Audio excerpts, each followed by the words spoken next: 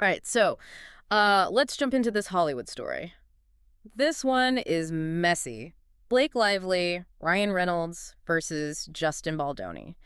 And and it's more than just a lawsuit, right? This thing is blown up on social media, like it's a whole big thing. Yeah, it's not very often that you see a Hollywood legal battle just spill out into the public domain like this. Usually it's all hush-hush Sure. behind closed doors. Yeah. But this one's like a full-blown media spectacle. It is. It really is. And to get to the bottom of this, I mean, we've got quite a few sources. One of them is a clip from Candace Owens' show. She really digs into this. What are some of the things that stand out to you from her take on this whole saga? Where she spends a lot of time talking about this bromance expert angle. Huh. She's claiming that Ryan Reynolds hired Liz Plank specifically to like drive a wedge between him and Justin Baldoni. Yeah. There's this clip from Reynolds' show, Welcome to Wrexham, where Clank is explaining what a bromance is, and Owen seems to think this was a calculated move by Reynolds. Well, it's definitely a bit of an odd situation. I mean, having a self-proclaimed feminist try to explain what a bromance is. I mean, it does feel a little ironic because, I mean, a lot of people see that term as kind of limiting men's emotional expression. But Owens is really suggesting that Reynolds had an ulterior motive here. Like, he wasn't just trying to make a funny segment for his show. Oh, okay, so break this down for me. What exactly is Owen suggesting that Reynolds was trying to do? Well, she's claiming that this is all part of a pattern for Reynolds. Like, Yeah. he gets close to people who are connected to someone he wants to target and kind of showers them with attention opportunities. So it's almost like he's trying to isolate the person that he wants to take down. Yeah, exactly. And Owens even goes on to say that Lively and Reynolds are actively trying to get more people to join in on this lawsuit, Mhm. specifically Jenny Slate and Liz Plank. So they're trying to recruit the bromance expert as a plaintiff. Oh, that's bold. Yeah, it is bold and also potentially problematic. I mean, Owens says that both Slate and Plank declined after reading through the legal documents. But even the fact that they were asked is a little eyebrow raising, don't you think? Oh, for sure. It really seems like they're building a case here, but if people who are close to the situation are backing away, I mean, that doesn't look too good for them, does it? It really begs the question, how strong are these claims if they're having trouble finding people to back them up? And then you've got Ari Emanuel, he's the head honcho over at WME, and he's Lively and Reynolds' agent. He's coming out swinging, saying that they're good people. He went on Freakonomics Radio and was very vocal about Yeah. that his clients are good people and that they're just, feeling a little vulnerable right now. So he's going on the offensive. He's trying to control the narrative. I see. He is, yeah. And he doesn't hold back either. I mean, he calls Baldoni and the people who are investigating this whole thing, he calls them evil, intimidating, even uses the word abuse. Wow, I mean, those are fighting words. He's really trying to paint Lively and Reynolds as the victims here. It's a classic strategy in these types of situations. Yeah. You know, use really strong, emotionally charged language to try and sway public opinion and try to, discredit anyone who's questioning your side of the story. Hmm. And it gets even more interesting. He goes on to call, the people that are digging into this story, he calls them mom sleuths and midwits. Wow. That's pretty dismissive. Does he really think he can just shut down anyone who's asking questions? Well, he's a very powerful figure in Hollywood, so maybe he thinks he can.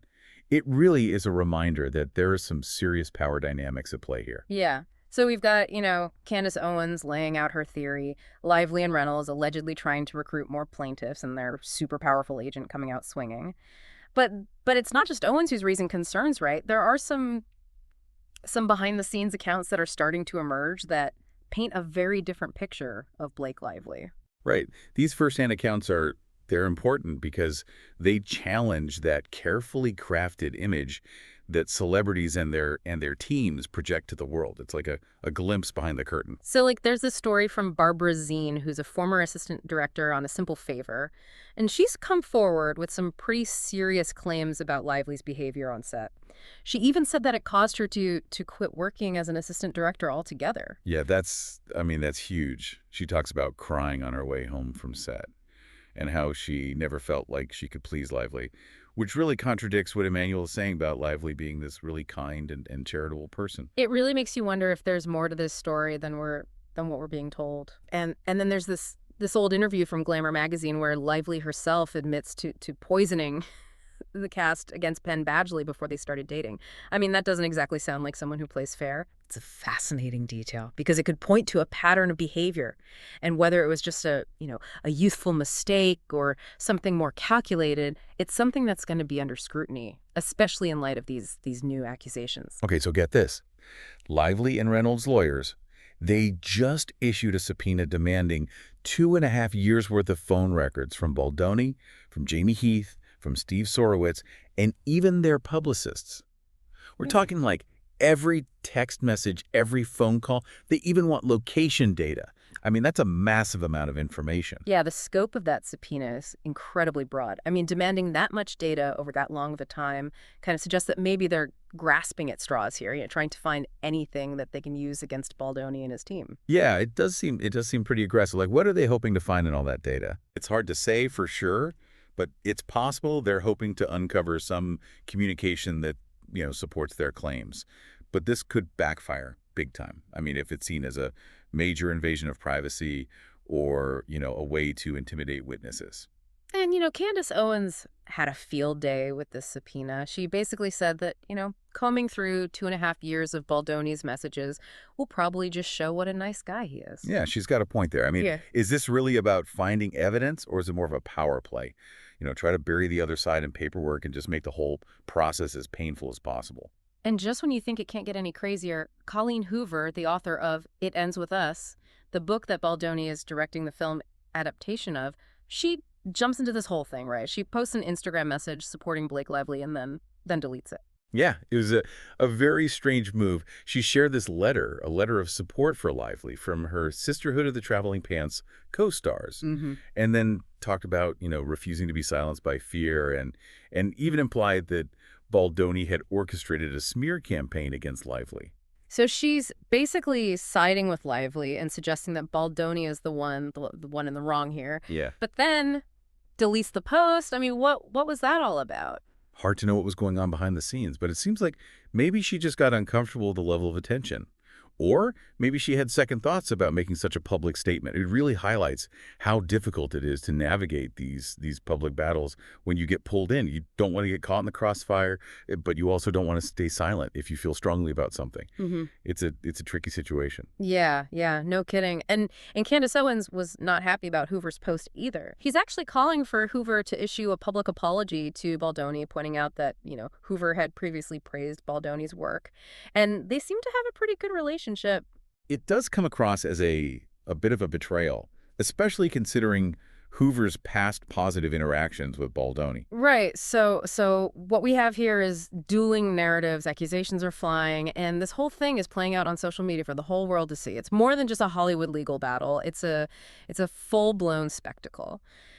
So what's next? I mean, what are the potential consequences here? Well, the legal battle is just one piece of the puzzle here. You have to think about the impact on their reputations, their careers, their relationships.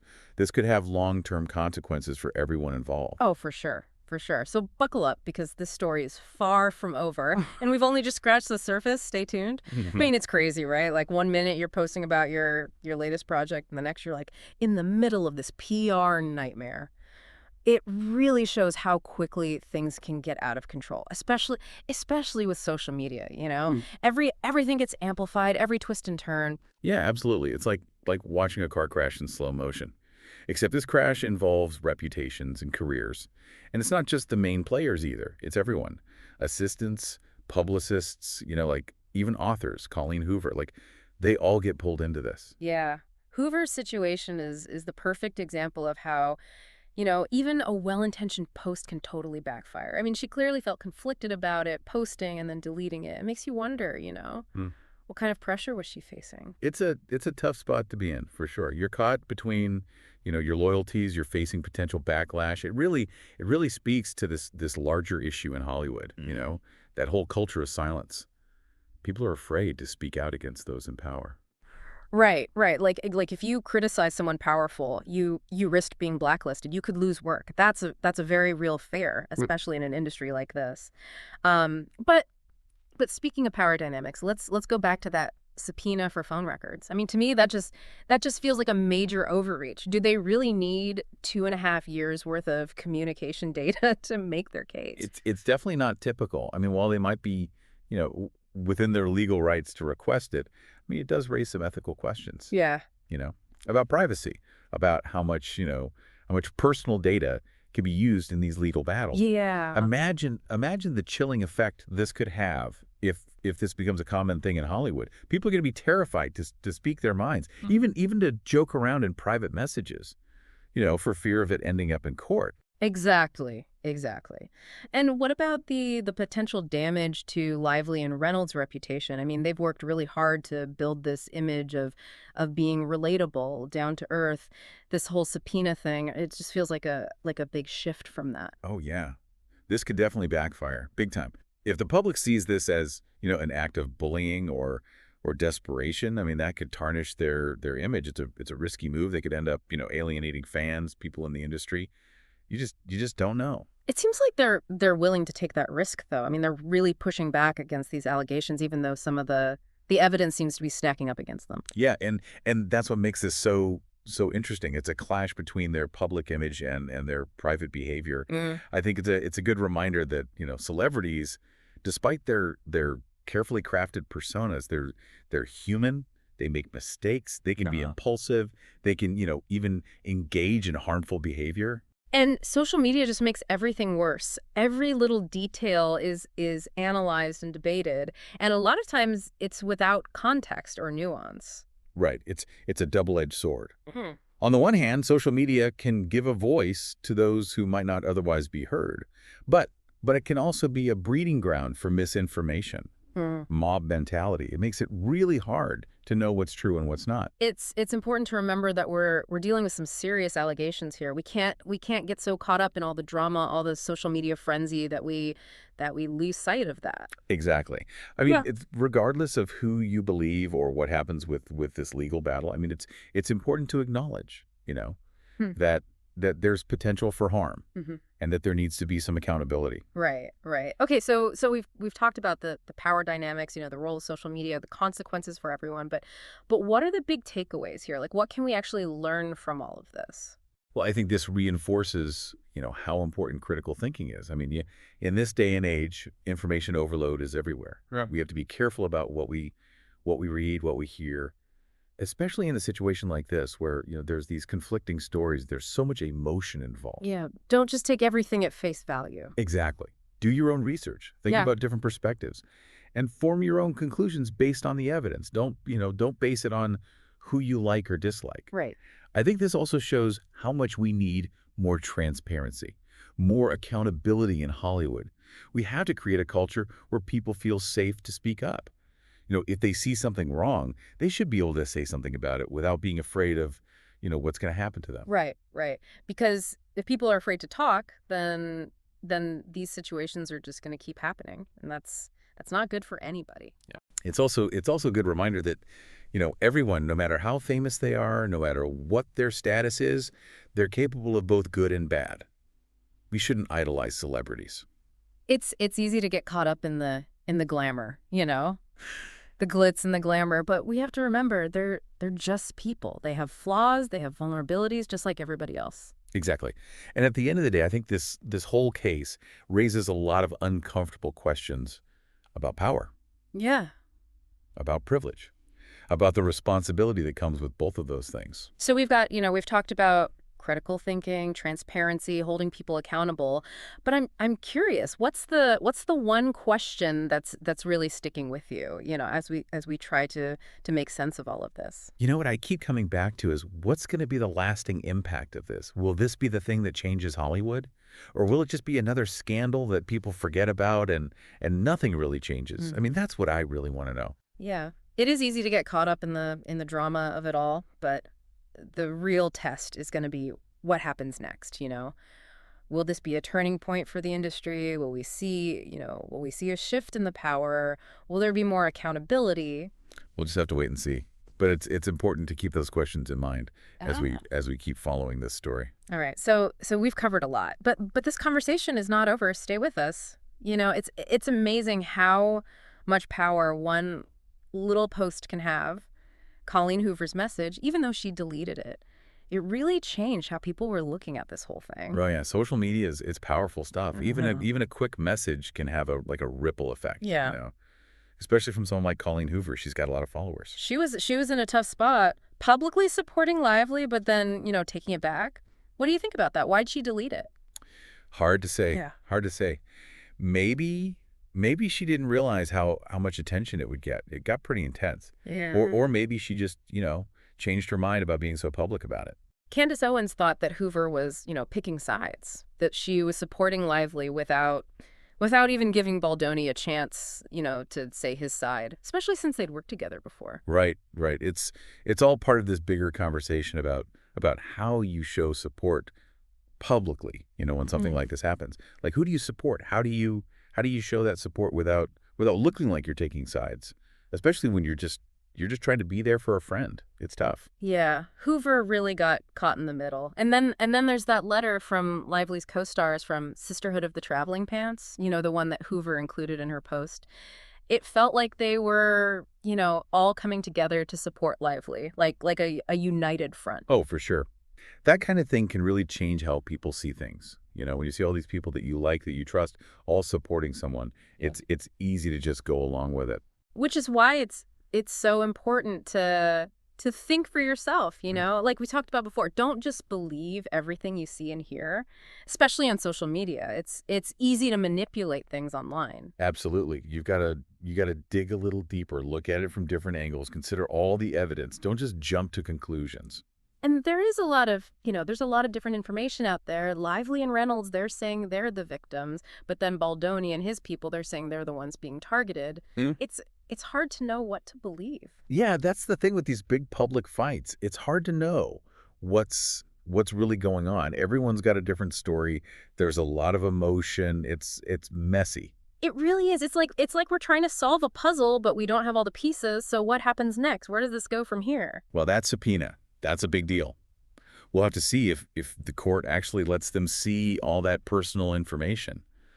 There could be legal issues about privacy, and they might not even find anything useful, even if they do get it. But even if they do get it, can you imagine going through 2.5 years of messages and calls and everything? That would take forever. Right. It's a lot. It really makes you wonder if they're really trying to find something or if they're just trying to, scare the other side, make them What's the give up. It's a big gamble. They could really turn people against them if it looks like they're, overstepping their bounds. And it's not just the legal stuff. I mean, this could really hurt their careers. All of them.